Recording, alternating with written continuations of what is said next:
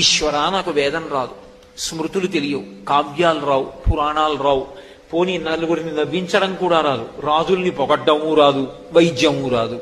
కాబట్టి నన్ను ఏమంటారు? పశువు అంటారు. ఈశ్వర నాకు చాలు, నేను పశువుని, నువ్వు పశుపతివి, మన ఇద్దరికీ చాలదాయి అనుబంధం, నన్ను ఏలుకో అన్నారు. శంకర భగవత్పాదులంతటి వారు పశుమాం సర్వజ్ఞ ప్రజజ కృపయా పాలయ విభో అంటే, నేను 4 పుస్తకాలు చదివి నా అంత మనగాళ్ళు లేడండి అని ఎలా మాట్లాడతాను? నేను చదవడం మొదలుపెట్టానని గుర్తేమిటంటే, నాకు తెలియనివి చాలా ఉన్నాయని తెలుసుకోవడమే చదువులలోకెల్లా గొప్ప చదువు.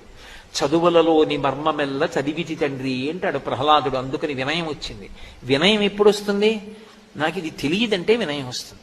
నాకు తెలియంది ఏముందంటే అహంకారం వస్తుంది. ప్రహ్లాదుడికి అంత వినయం ఎందుకు వచ్చిందంటే, నాకేం తెలుసు అన్నాడు. మహాత్ములైన వారెవ్వరూ కూడా నాకు తెలియంది ఏమిటి అనలేదు, నాకేం తెలుసు